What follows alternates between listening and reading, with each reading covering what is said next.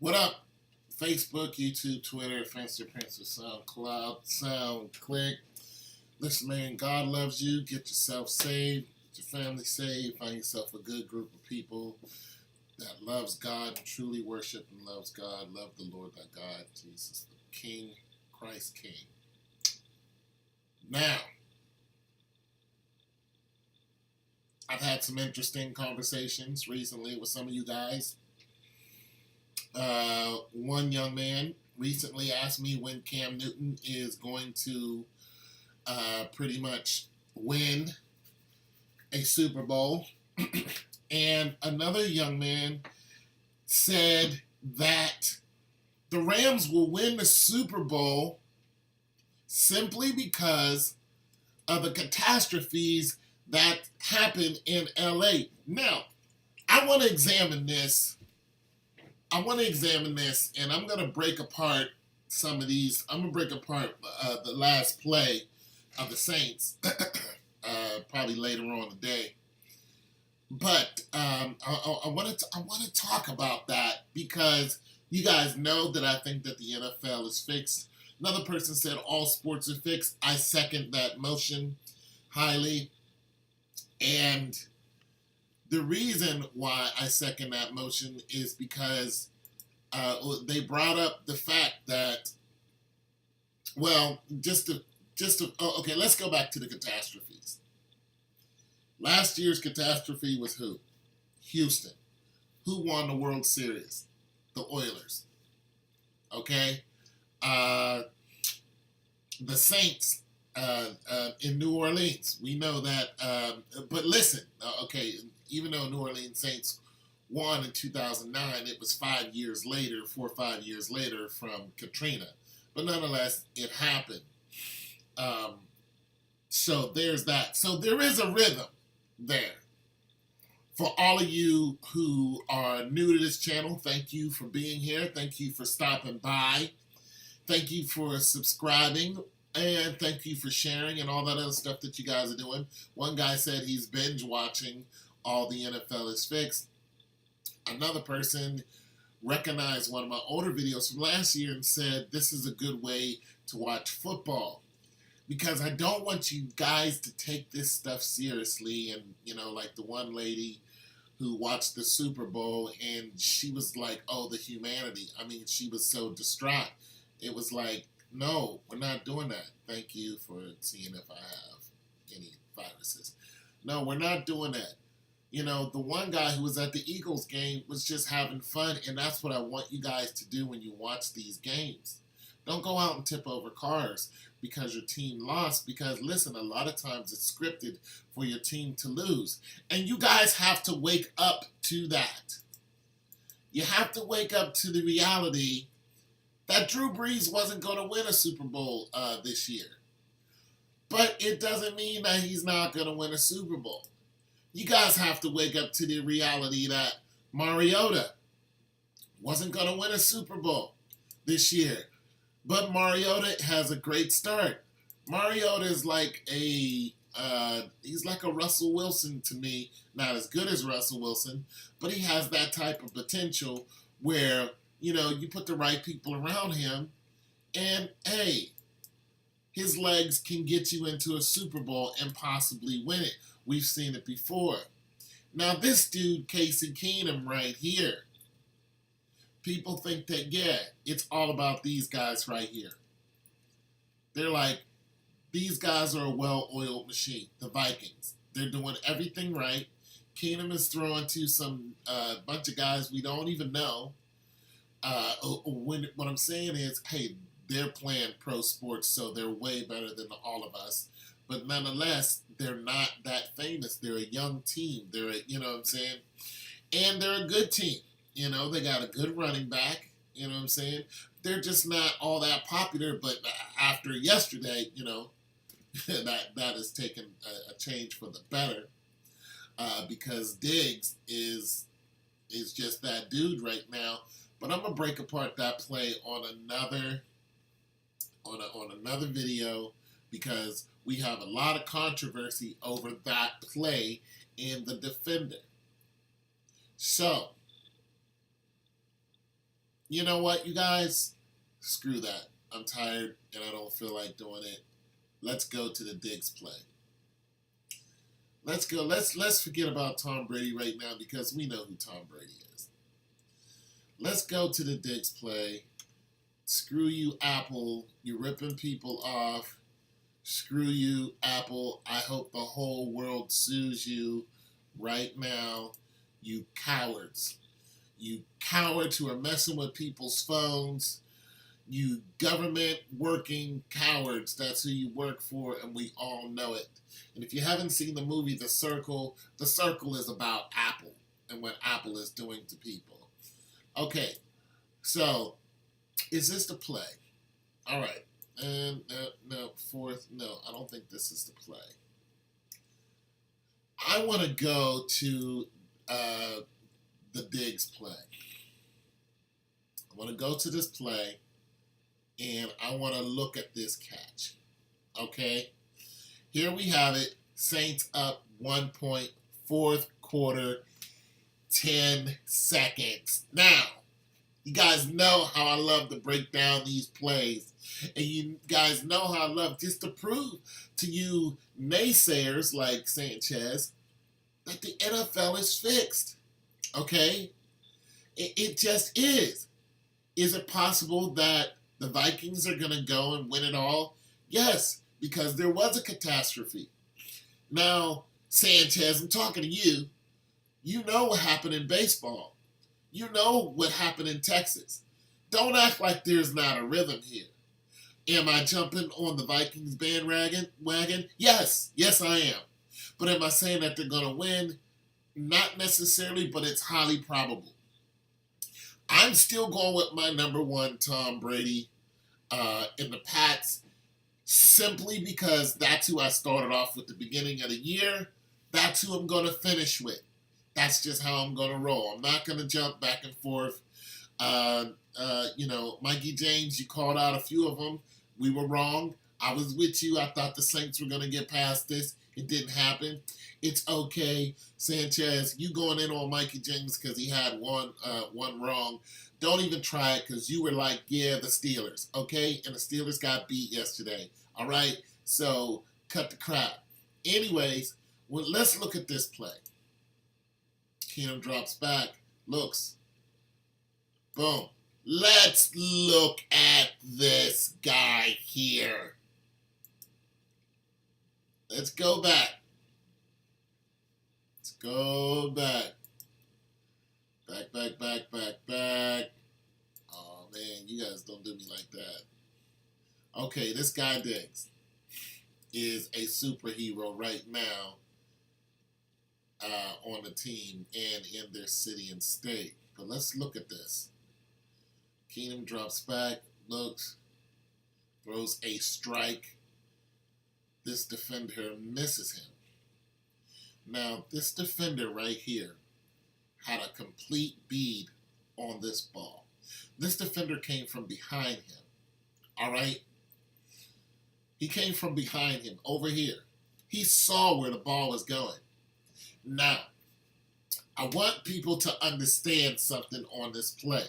Because one guy was like, it looked like he missed him on purpose. He took a dive, so on and so forth. I want to bring up a couple different scenarios from somebody who has played football before, which is me, okay? I didn't go to college ball, even though I had two letters to go to, one to go to Penn State, one to go to Slippery Rock. I didn't want to play anymore simply because I knew that serious injuries came from this because I caught a couple, and I was like, I don't want to do this anymore. It's just the hits are going to get harder. I'm done. So I chose not to play college ball.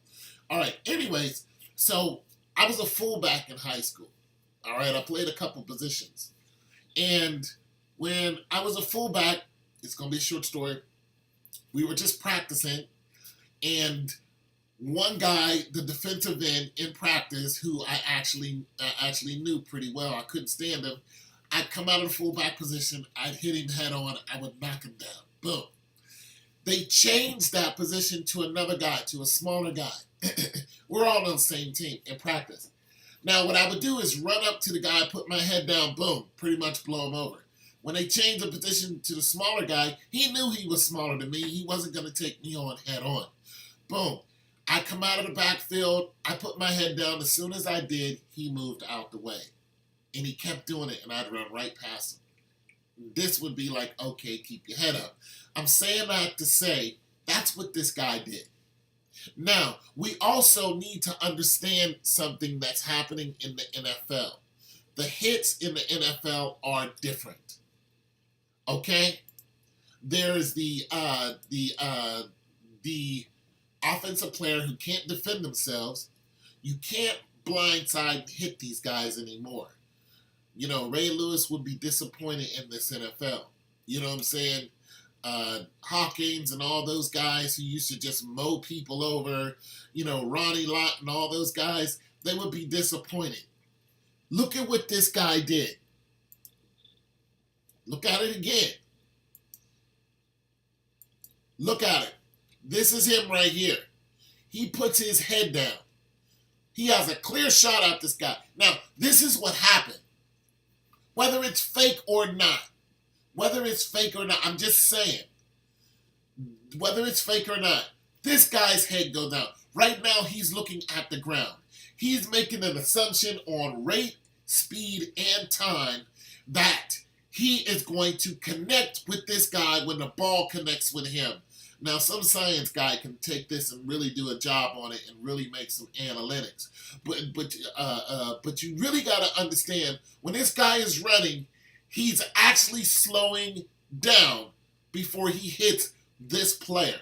Why? Because if he hits him before the ball hits him, that is automatically a foul. That ball is going to line up right there. It's going to be a pass interference? Also, it's going to be a personal foul.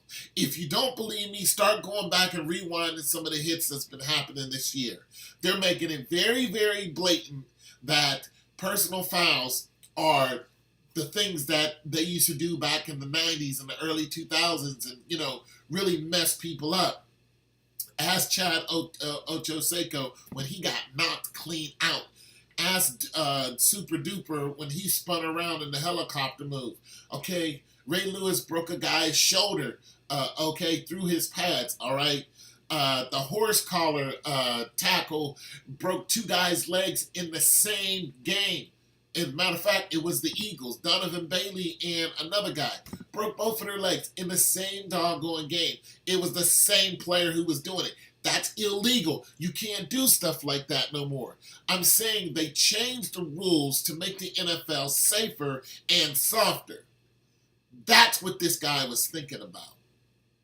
Now, I could be wrong. A lot of you are like, no, Tone, this is fixed. He ran past this guy. No. I looked at it, and I want to assume that. I want to be like, oh, yeah, LA's, it's fixed for LA. But when I looked at this as a player instead of as a fan, and I saw this guy's actions, he went low, and he tried to hit this guy with his pads.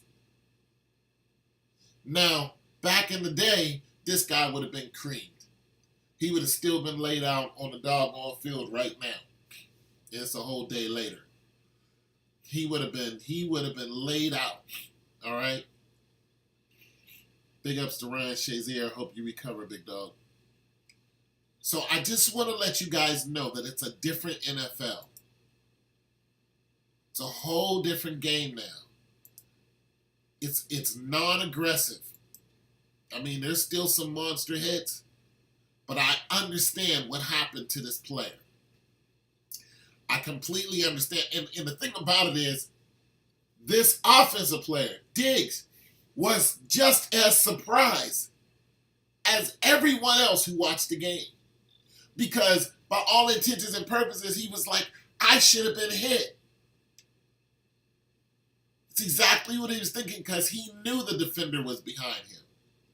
But I'm telling you, since they changed the rules on how you can hit a defender or a offensive player who can't defend themselves, And those penalties are massive. Not to mention, those penalties cost you personally.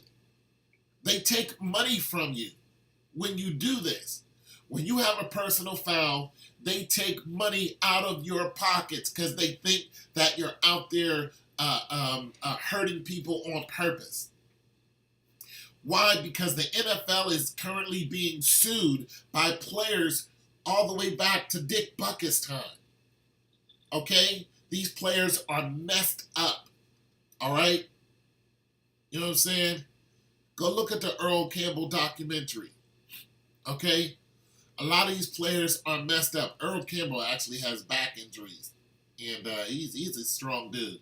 But nonetheless, a lot of these players are messed up. That's why they made a movie about it. So I just wanted to throw that out there for a lot of you who've never played football to start examining some of these plays and in a fashion that somebody who is currently playing in the game, but looking at the new rules and then looking at the old rules.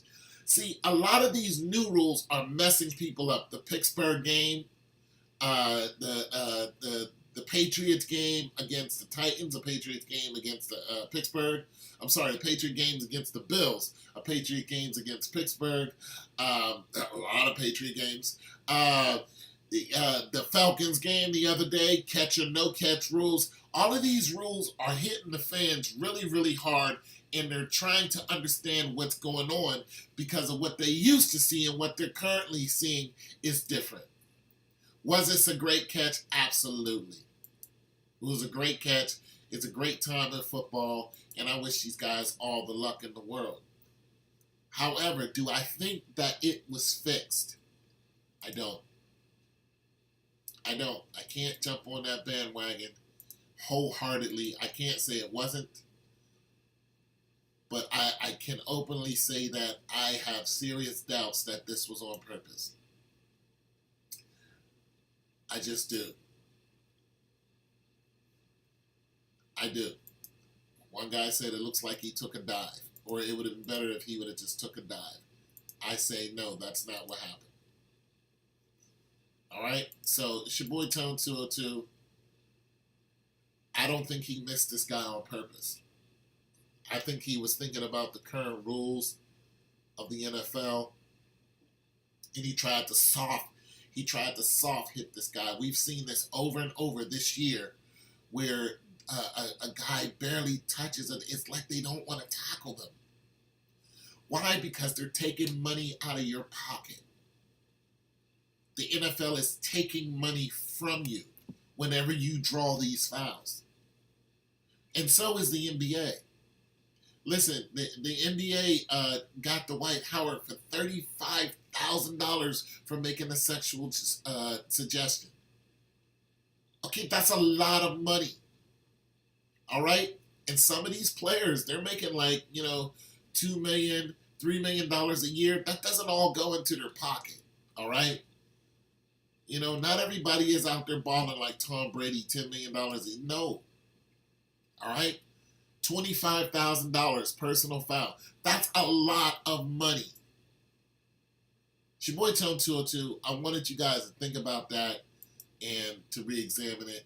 And let me know what you think. God loves you. Bye.